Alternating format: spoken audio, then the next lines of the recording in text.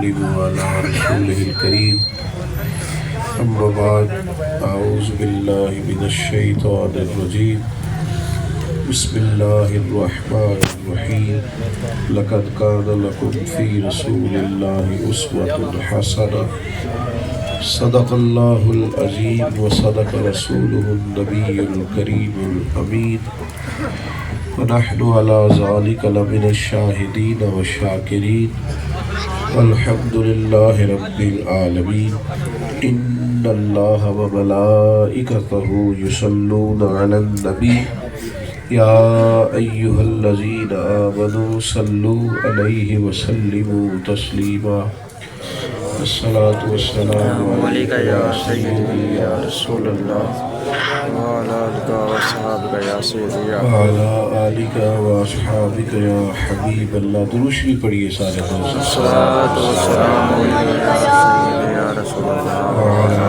آلك وأصحابك يا حبيب الله حمد و صلاة کے بعد انتہائی عزت و تکریم کے لائق بزرگوں، قابل صد احترام بھائیوں اور دوستوں، اللہ کے فضل اور اس کی توفیق سے ہم اس دینی روحانی اور خوبصورت محفل میں حاضر ہیں۔ اللہ تعالی ہماری حاضری کو قبول فرمائے، ہمارے گناہوں کو معاف فرمائے، ہمارے حق میں فضل و احسان والے فیصلے فرمائے۔ عزیز دوستو، انسان کی یہ طبیعت ہوتی ہے کہ وہ کسی نہ کسی کے پیچھے ضرور چلتا ہے، کسی نہ کسی کو فالو کرتا ہے۔ وہ چاہتا ہے کہ کوئی شخص ایسا اسے ملے جو زندگی گزارنے میں اس کی صحیح رہنمائی کرے۔ ہم نے جب میٹرک کیا تھا تو ہمیں وہ بندہ بڑا اچھا لگتا تھا جو ہمیں بتاتا تھا کہ اب کیا اختیار کیا جائے، کس رستے پہ ہم چلیں۔ جو آدمی بھی کوئی کاروبار کرنا چاہتا، بیٹا آپ موبائل دیکھتے رہیں گے تو میری بات کون سنے گا، آپ سے بات کرنی ہے اور آپ موبائل دیکھ رہے ہیں، یہ دو چار لوگ بنا لیں، باقیوں کو دے دے، کافی ہو گیا، کوئی زیادہ ضروری کام نہیں ہوتا، آمنے سامنے بات کرنا زیادہ ضروری ہوتا ہے۔ جو آدمی کسی کو کہتا ہے نا فلاں کاروبار کار تیرا معاملہ ٹھیک ہو جائے گا، تو بندہ اچھا لگتا ہے کہ یار چلو میری بات کر رہا ہے۔ تو مزاج ہوتا ہے انسان کا، اس نے کسی نہ کسی کی پیروی کرنی ہے، کسی نہ کسی کے پیچھے چلنا ہے۔ لیکن زیادہ مسئلہ اس وقت خراب ہوتا ہے جب لوگ عام دنیا داروں کے اور کمزور رائے رکھنے والے لوگوں کی پیروی کرنے لگتے ہیں، اس کا نتیجہ بعض اوقات بڑا غلط برآمد ہوتا ہے۔ آپ کسی بھی ایسے شخص کے پیچھے چلیں گے جو کتاب و سنت سے ہٹ کے رہنمائی کر رہا ہے، تو ظاہر ہے وہ اگر بڑی سیاری باتیں بھی کرے گا تو اس کی باتیں کمزور رہ جائیں گی۔ دنیا میں مضبوط ترین بات وہ ہوتی ہے جو اللہ کا قرآن بیان کرے اور سرکار کا فرمان بیان کرے۔ تو اللہ تبارک و تعالیٰ نے ہمارے لیے اس مسئلے کو آسان کر دیا، فرمایا لَقَدْ كَانَ لَكُمْ فِي رَسُولِ اللَّهِ أُسْوَةٌ حَسَنَةٌ۔ کیونکہ انسان نے کسی نہ کسی کے پیچھے تو چلنا تھا، تو رب نے فرما دیا تمہارے لیے نبی پاک کی زندگی میں بہترین نمونہ، تم حضور علیہ السلام کی پیروی کرو، نبی پاک کی سنت کا، شریعت کا لحاظ کرو، اور جو حضور علیہ السلام نے تمہیں دیا ہے تم اسے قبول کرو، اور نبی پاک علیہ السلام جن راہوں پہ تمہیں چلاتے ہیں تم ان رستوں پر چلو۔ ہم بڑے انفرادی لوگ ہیں، ہم ویسے سیانے لوگوں کی باتوں پر بڑی توجہ کرتے ہیں اور باتوں کو سیکھتے ہیں، سمجھتے ہیں، لیکن جب عمل کی باری آتی ہے تو کمزور پڑ جاتے ہیں۔ حالانکہ درویش تو کہتے ہیں کہ اگر سیکھنا ہو تو ایک بات ہی کافی ہوتی ہے، ایک کوئی حرف تینوں درکار علم و بس کری ہو یار، ایک ہی تو بات کافی ہے اگر کسی نے سیکھنی ہو۔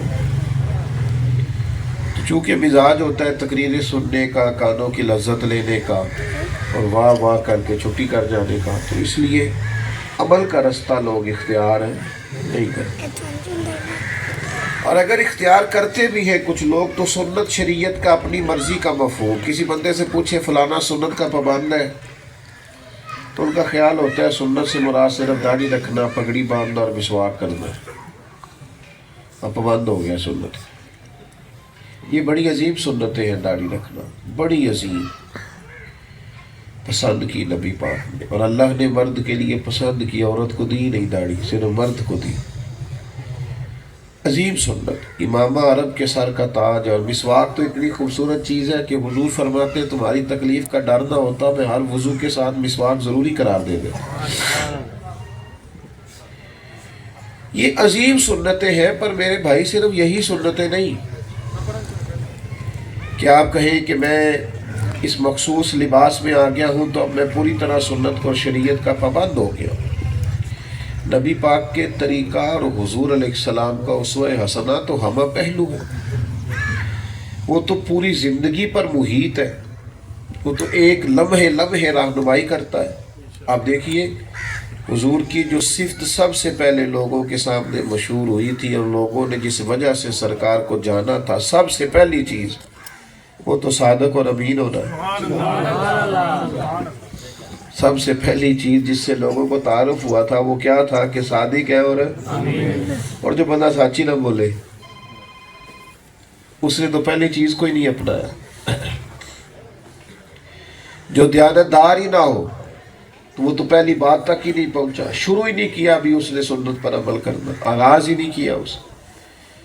اس لیے کہ وہ پہلی چیز جو معاشرے میں اور سوسائٹی میں نبی پاک کے اسوہ کے طور پر معروف ہوئی اور جس سے لوگوں کو شناسائی ہوئی کہ یہ اللہ کے رسول ہے، وہ تو صادق اور امین ہونا. اور جو بندہ ایک دن میں کئی 100 جھوٹ بولے اور کہے میں پابند سنت ہوں تو اس نے کوئی سنت کو ادا نہیں کیا. نبی رحمت صلی اللہ تعالیٰ علیہ وسلم سے پوچھا گیا مومن بزدل ہوتا ہے؟ فرمایا کبھی ایسا ہو جاتا ہے. کنجوس ہوتا ہے؟ کبھی ایسا ہو جاتا ہے. یا رسول اللہ مومن جھوٹا بھی ہوتا ہے؟ فرمایا نہیں، میرا مومن جھوٹا نہیں ہوتا. مومن کبھی جھوٹ مزاج ہی نہیں، حضور کا طریقہ ہی نہیں. یہاں ڈھیر جھوٹ بولتے ہیں لوگ اور بلا وجہ بولتے ہیں، کوئی نہ دینی فائدہ نہ دنیاوی فائدہ. ساڑی بڑی گل ہے، اللہ دا بڑا شکر ہے. میں وہ میرا تسی سڑک تو جنہوں مرضی پوچھ لو بھی سانوں کی مصیبت بڑی تیرا پوچھی. تو ضروری ہے پوچھنا. اگر آپ ہے خوشبو بتایا نہیں کرتی، خوشبو تو آیا کرتی. آپ اتنے لمبے دعوے نہ کریں جن میں جھول ہو، جن میں سکم ہو، جن میں محسوس ہو کہ بندہ تھوڑی باتیں کرے، اتنی کرے جو ٹھیک ہو، جن پر بندہ پورا اتر سکے. بہت لمبے چوڑے دعوے کرنا. وہ الیکشن کے دن تھے، میں کئی سفر سے آ رہا تھا تو ایک ایم این اے صاحب ایک سیاسی جلسے میں ایم این اے کے امیدوار ایک سیاسی جلسے میں تقریر کر رہے تھے. تو ان کا بڑا خاص سپورٹر اور ووٹر جس نے یہاں ان کی فوٹو والا بیج بھی لگایا ہوا تو باہر گھوم رہا تھا اور تھا بڑا پکا. تو میں نے اشارہ کیا، میں نے کہا یہاں گھوم رہے ہو؟ کہنے اندر تقریر ہو رہی. تو میں نے کہا سنو جا کے. کہنے لگا جھوٹ پہ بول دے سارا. آپ کا جب یہ معیار ہے کہ آپ کو پتہ ہے کہ جو جس کو امیدوار کو ہم لائے ہیں وہ جھوٹ ہی بول رہا ہے اور ووٹر سپورٹر بھی کہہ رہا ہے جھوٹ بول رہا ہے، جو کہہ رہا ہے اس نے کرنا، تو وہاں اس سوسائٹی میں کیا انقلاب آئے گا؟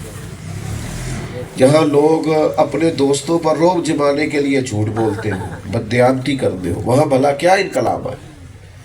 تو بھائیو سچ، دیانتداری، حضور نے فرمایا سچ بندے کو نجات دلا دیتا ہے. سچ بولنے والے بچ جاتے ہیں اور جھوٹ یہ بندے کو ہلاک کر دیتا ہے. لوگ ہلاکت میں پڑ جاتے ہیں جب غلط بیانی کرتے، خلاف واقعہ بات کرتے، جھوٹ بولتے. سچائی، دیانتداری، اس کو اپنی زندگی کا معیار بنائے، اس کو اصول بنائے. ابو سفیان رضی اللہ تعالیٰ عنہ ارشاد فرماتے میں ابھی مسلمان نہیں ہوا تھا بلکہ جنگوں میں حضور کے مقابلے میں جایا کرتا تھا. یہ وہ زمانہ تھا جب نبی کریم علیہ السلام نے مختلف ممالک کے سربراہان کو خطوط لکھے دین کے لیے. تو شاہ روم کو بھی خط لکھا کہ تو مسلمان ہو جا، میں اللہ کا رسول ہوں صلی اللہ تعالی علیہ وسلم. اس نے کہا کہ یہاں کوئی مکے کا سردار اگر آیا ہوا ہے تجارت کے لیے مکے سے لوگ روم جایا کرتے تھے. کوئی آیا ہوا ہے تو بلاؤ. تو جناب ابو سفیان گئے ہوئے تھے ان دنوں. بلایا, بادشاہ نے حضور علیہ السلام کے بارے میں کچھ سوالات پوچھے. ایک تفصیل بخاری شریف میں, دیگر کتب احادیث میں اس کی موجود ہے. کچھ سوالات پوچھے. یہ بھی پوچھا آپ کا تعلق کیا ہے؟ تو کہا میرے بھتیجے ہیں رشتے میں, اور میں مقابلے میں جاتا ہوں, جنگوں میں ہم ایک دوسرے کے آمنے سامنے ہوتے ہیں. تو بہت سارے سوالات اور بہت سارے جوابات کے بعد ایک سوال بادشاہ نے یہ پوچھا کہ یہ بتائیے وہ جس محبوب نے دعویٰ نبوت کیا ہے, کیا کبھی انہوں نے جھوٹ بھی بولا؟ نوجوان زیادہ غور کریں. کبھی جھوٹ بولا ہے؟ یہ اس شخص سے پوچھا جو اس وقت پورا مخالف ہے. جناب ابو سفیان سوچ میں پڑ گئے. بادشاہ نے پھر پوچھا بتاؤ نا. تو کہنے لگے بادشاہ وہ رشتے میں میرے بھتیجے, میری آنکھوں کے سامنے ان کی ولادت ہوئی ہے, میں نے ماں کی گود میں بھی دیکھا ہے, دادا کے کندھوں پر بھی دیکھا ہے, چچا کے گھر میں بھی دیکھا ہے, سیدہ خدیجہ کا دولہا بنے بھی دیکھا ہے,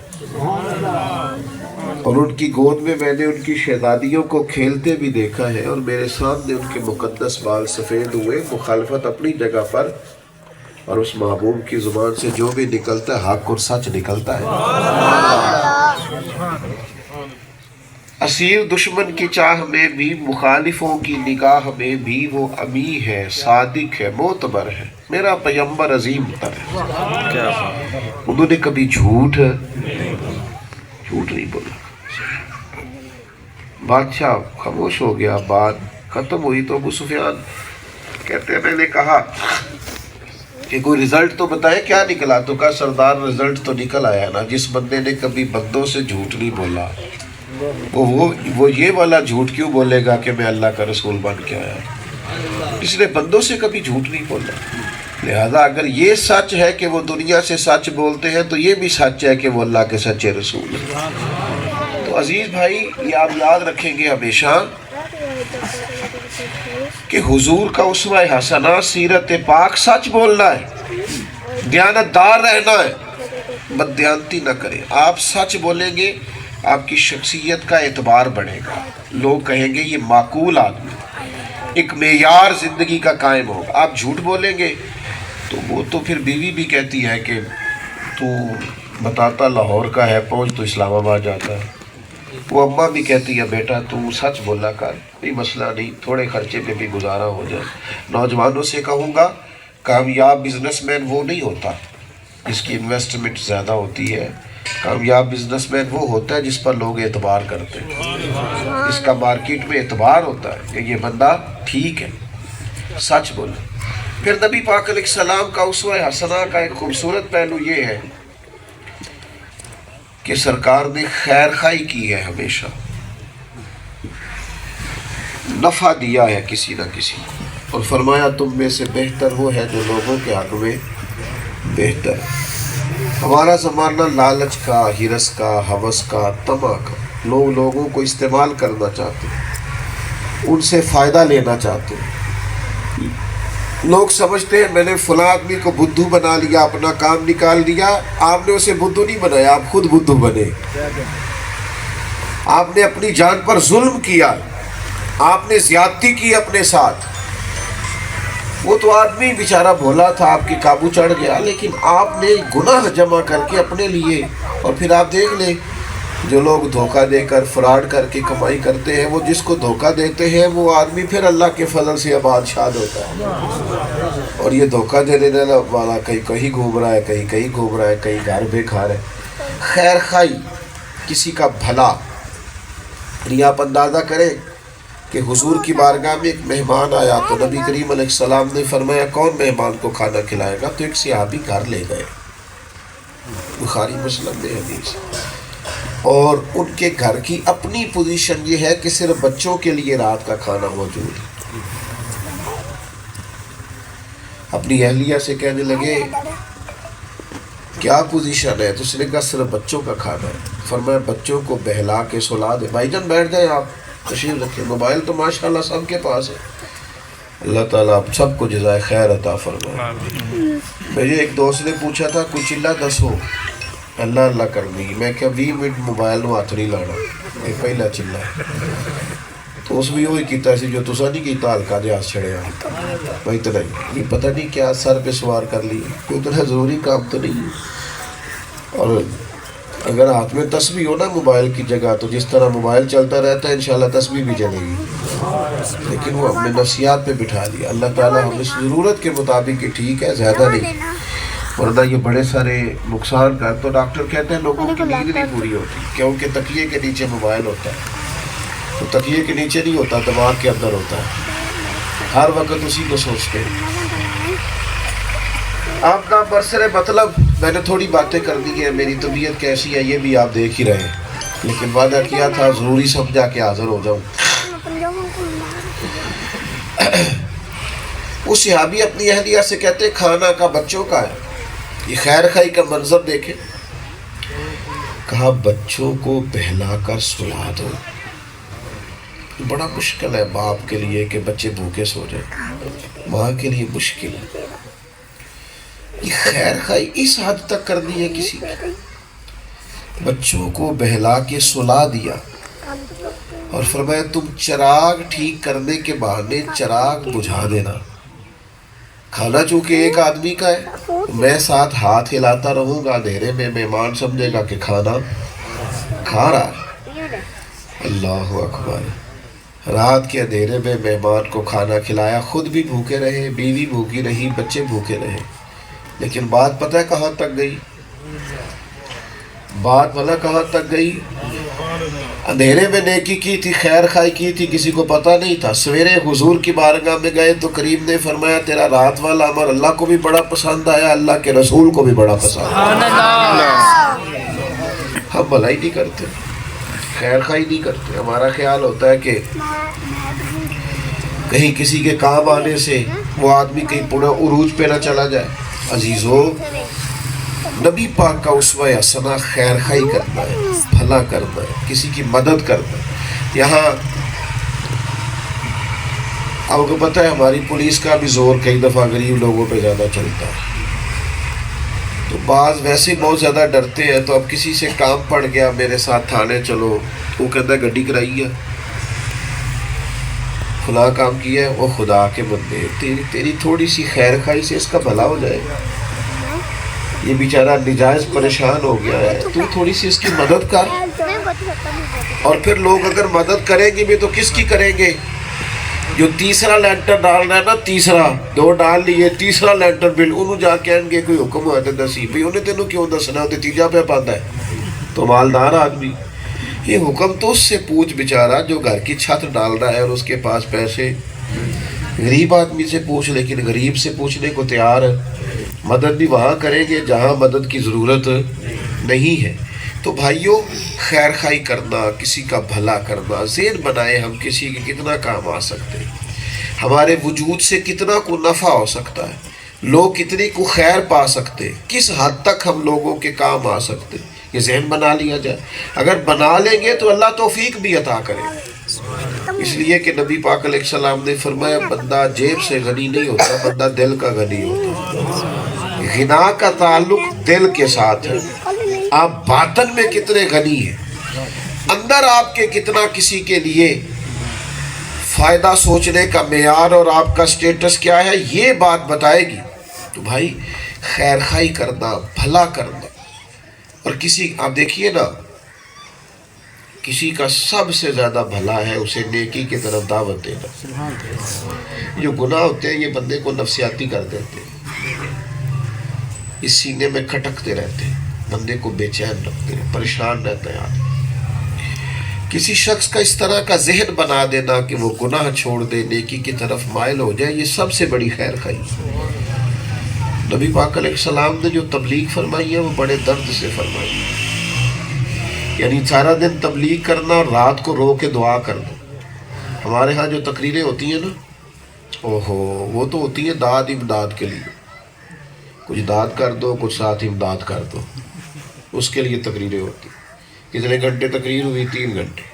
آپ نے کیا لیا اس میں سے؟ کہتے مزہ بڑا ہے. اصول کیا ہے، مقاصد کیا ہے. اگر تو عمل کرنا ہے تو پھر تو 10 منٹ بہت ہے.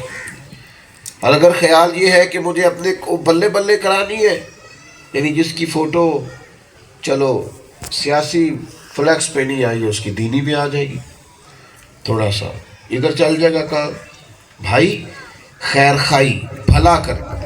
مجھے بتائیے، خدا نہ خواستہ کسی کا بچہ کسی غلطی میں مبتلا ہو، سگریٹ پینے لگا، یہ ہوا وہ، تو وہ کیا کرے گا؟ اس کو سامنے بٹھا کے خطابت کا فن دکھائے گا، کہے گا ہاتھ اونچا کر میں تقریر سنا رہا ہوں، یہ کرے گا وہ. جب اپنے بچے کو تبلیغ کر دی ہو نا بگڑ گیا ہے، تو اس کا طریقہ یہ ہے کہ ماں اور باپ اسے تنہائی میں سمجھاتے ہیں. باپ پگڑی اتار دیتا ہے، ماں دوپٹہ پیروں پہ رکھ، او بیٹا ہماری کمائی نہ اجاڑ دینا، تیری مہربانی. بیٹا وعدہ کرتے آج کے بعد یہ غلطی نہیں کروں گا، تو پھر بھی ماں باپ مصلے پہ بیٹھ جاتے ہیں، یا اللہ میری کل کمائی یہی ہے، اللہ مہربانی کر اسے بچا لے. یہ جو طریقہ ہے نا سمجھانے کا، اس کو تبلیغ کہتے ہیں. کہ آپ کسی کو تبلیغ کریں درد کے ساتھ، آپ کے دل میں خیر خائی ہو، تڑپ ہو کہ اللہ یہ بندہ ٹھیک ہو جائے، یہ نمازی ہو جائے، اس کے اندر جو غلطیاں ہیں وہ دور ہو جائے. پہلے تبلیغ کرے، پھر اس کے لیے رو کے دعا کرے، خیر خائی کرے. اس سے یہ تو مقصود ہی نہیں ہوتا کہ آپ کو اپنا فن دکھانا ہے اور اپنی شہرت مقصود ہے اور اپنا نام آپ کو کرنا. تبلیغ بہت بڑی خیر خائی ہے. آپ دیکھیے نا، نبی پاک صلی اللہ تعالی علیہ وسلم کی خدمت عالی مرتبت میں جتنے لوگ رہتے تھے، وہ کہتے ہیں سرکار کی ہر وقت چاہت تھی کہ لوگ بس دین میں آ جائیں، اللہ کی نافرمانی چھوڑ کے دوزخ سے بچ جائیں. حضور فرماتے ہیں تمہاری اور میری مثال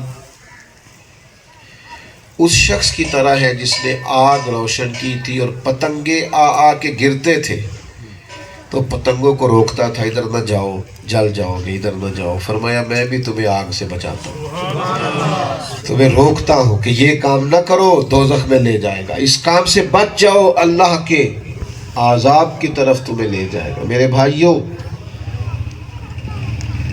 اپنے اندر یہ خصوصی تبدیلی پیدا کرے، کسی کی خیر خائی کرے. ہم پتہ کیا کرتے ہیں، کوئی بندہ غلطی کرتا ہے تو اس کا چوک میں تبصرہ کرتے ہیں، چلو سچ بچانا، ہمارا بچہ غلطی کرے تو چوک میں کھڑے ہو کے تبصرہ کریں گے؟ بولو، دوسروں کا کیوں کرتے ہیں؟ اور ایک بات یاد رکھنا، صرف ہمارے بچے ٹھیک ہونے سے حالات ٹھیک نہیں ہوں گے، سارے گاؤں کے، سارے شہر کے بچے ٹھیک ہوں گے تو پھر معاملہ، کیونکہ ماحول ٹھیک ہوگا تو آنے والی نسلیں اس ماحول میں. وہ میرے والد صاحب کہا کرتے تھے کبھی کبھی پڑوسیوں کی آگ اس لیے بھی بجھا دینی چاہیے کہ اگر ان کی نہ بجھائی تو میرے گھر بھی آ جائے. کئی دفعہ پڑوسی کے گھر میں آگ لگی ہو، بجھے نہ تو ساتھ والے مکانات کو بھی نقصان پہنچاتی ہے. تو باقیوں کے بچوں کے ساتھ اس لیے خیر خائی کرو کہ اگر وہ ٹھیک ہو جائیں گے تو ہمارے بچے بھی ٹھیک ہو جائیں گے. داتا گانج بخش علی اجمیری رحمۃ اللہ علیہ نے لکھا ہے، ایک شخص حج کرنے گیا تھا تو دعا مانگتا تھا، یا اللہ میرے دوستوں کو ٹھیک کر دے، یا اللہ میرے دوستوں کو ٹھیک کر دے. مینا میں بھی، مزدلفہ میں بھی، عرفات میں بھی، طواف میں بھی، سعی میں بھی، ہر جگہ ایک کی دعا، یا اللہ میرے دوستوں کو. تو کچھ لوگوں نے اس سے کہا یار تو اپنے لیے بھی کچھ مانگ. کہنے لگا اپنے لیے تو مانگ رہا ہوں. انہوں نے کہا جی وہ کیا؟ فرمایا میں کہہ رہا ہوں یا اللہ میرے دوستوں کو، اگر میرے دوست ٹھیک ہو گئے تو میں ان کے بیچ ہی رہتا ہوں، میں نے خود بخود ٹھیک ہو جانا ہے.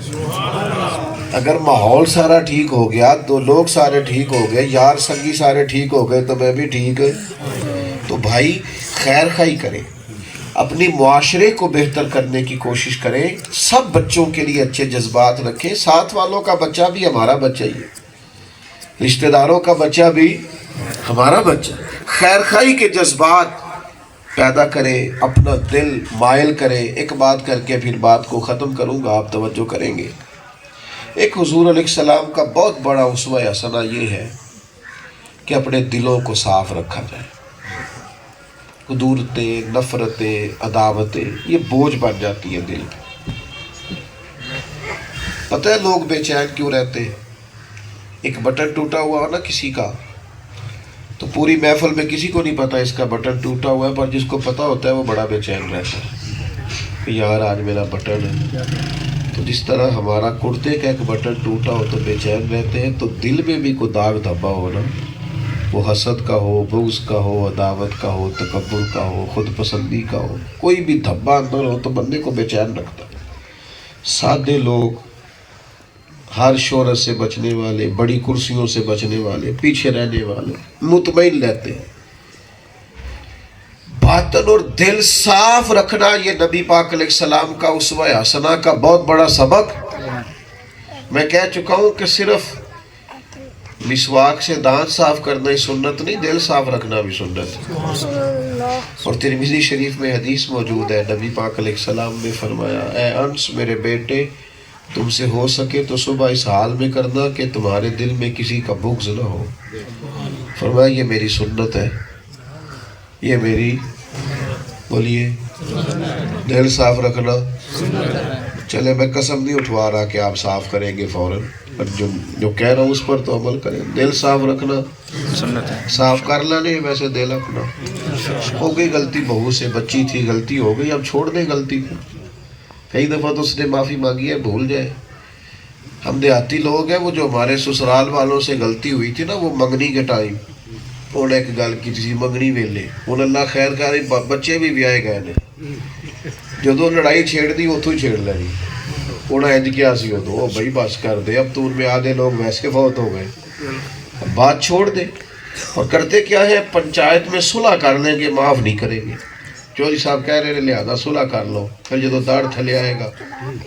کیا بات کرتے ہیں. مومن کی یہ شان ہے.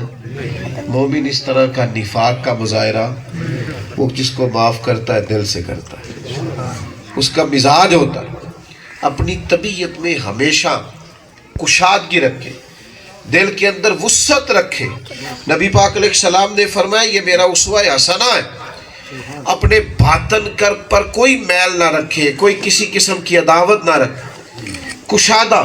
حضرت عبداللہ ابن عمر رضی اللہ تعالیٰ عنہ بیان کرتے، فرماتے کہ میں حضور علیہ السلام کی بارگاہ میں حاضر تھا، ایک اور بھی ہمارے ساتھ صحابی بیٹھے تھے، تو دروازے پہ دستک ہوئی تو نبی کریم نے فرمایا دروازہ کھولو، جو بندہ دروازے پہ آیا ہے وہ جنتی ہے. فرماتے ہیں بڑا ہی دل خوش ہوا، ناز کرنے لگی طبیعت کہ کمال ہو گئی جسے حضور جنتی کہے. دروازہ کھولا تو بندہ بڑا سادہ سا، تازہ وضو کیا، پانی کے قطرے گر رہے، سامان جوتے بغل میں تھامے میں، کونے میں سامان رکھ کے حضور کی بارگاہ میں حاضر ہوئے. چند لمحے بیٹھے چلے گئے، پر میں نے بڑا ناز کیا، یار کمال نہیں ہو گئی جسے حضور جنتی کہے. اگلے دن ہم وہیں بیٹھے تھے، پھر دروازے پہ دستک ہوئی. حضور نے فرمایا کھولو دروازہ، جنتی آیا. ہم سوچ رہے تھے آج پتہ نہیں کس کے مقدر جاگے، لیکن دروازہ کھلا تو یہ تو وہی بندہ ہے جو کل بھی آیا تھا. فرماتے بیٹھ گیا، بات کی، چلا گیا. تیسرے دن بھی اتفاق سے دستک ہوئی، پھر ہم نے دروازہ کھولا، محبوب نے فرمایا جنتی آیا ہے، اور بندہ وہی آیا جو پہلے 2 دن آیا تھا. فرماتے اب تو ہم نے کہا یار تو تیری تو روح معراج کر گئی جسے حضور تین مرتبہ جنتی کہے. فرماتے وہ رخصت ہوا اجازت لے کے، تو میں بھی اس کے پیچھے رخصت ہو گیا. میں نے جا کے سلام لی، میں نے کہا مجھے مہمان بنا لو گے 3 دن کے لیے. اب عجیب بات ہے نا، جس کا 3 گلیاں چھوڑ کے گھر ہو وہ مہمان بن جائے. اس نے کہا آ جاؤ، پر میں کچھ زیادہ امیر آدمی نہیں ہوں، جو روکھا سوکھا ہوگا پیش کر دوں گا. کہتے میں 3 راتیں رہا، میں ڈھونڈنا چاہتا تھا یہ کون سا عمل کرتا ہے جس کی وجہ سے سرکار نے جنت کا اس کے لیے اعلان کیا، اور 3 دفعہ کی. لیکن مجھے کوئی ایسی چیز ملی، 5 نمازیں پڑھتا، محنت مزدوری کرتا، سیدھا سادہ آدمی تھا. فرمانے لگے کہ میں جب جانے لگا تو میں نے اس سے سوال کیا. میں نے اس سے کہا یار مجھے ضرورت نہیں تھی، میں تو ڈھونڈ رہا تھا کہ مجھے ملے تو کیا عمل کرتا ہے جس کی وجہ سے تجھے اتنا بڑا اعزاز ملا ہے. تو کہنے لگا آپ نے دیکھ ہی لیا، میں 5 نمازیں پڑھتا ہوں اللہ کے حضور. تو میں نے کہا یار کوئی بات تو ہوگی جو اتنا بڑا درجہ ملا ہے. کہنے لگا ایک بات ہے، میں جب اپنا دل دیکھتا ہوں تو نہ کسی کے لیے حسد ہے، نہ عداوت ہے، نہ بغض ہے، نہ میرے دل میں تکبر ہے. تو یہ اللہ تعالیٰ کا مجھ پر فضل ہے کہ دل میرا صاف ہے۔ حضرت عبداللہ فرمانے لگے بس میں سمجھ گیا ہوں یہی وہ وجہ ہے جس کی وجہ سے محبوب نے 3 دفعہ جنت کی بشارت دی۔ تو میں نے آپ کے سامنے باتیں رکھی، حضور کا اسوہ حسنہ سچ بولیں، دیانتدار رہیں، کسی کی خیر خواہی کریں، اور پھر یہ کہ اپنے سینے کو کشادہ رکھیں، دل کو وسیع رکھیں۔ کیا کہا تھا درویش نے؟ 14 طبق کی دلے دے اندر تے تمبو وانگو تاڑے ہو، دل دریا سمندروں ڈونگے، کون دلا دیا جان۔ دل کو کشادہ رکھیں، اپنے ذہن کو وسیع رکھیں، کوشش کریں کہ لہجہ محبت والا ہو، انداز محبت والا ہو۔ اللہ کی بارگاہ میں دعا کرتا ہوں جو میں نے کہا ہے اللہ قبول فرمائے، اور جو بات ہم سے بھول کر ہو گئی خطا اللہ تعالیٰ اس سے درگزر کرے۔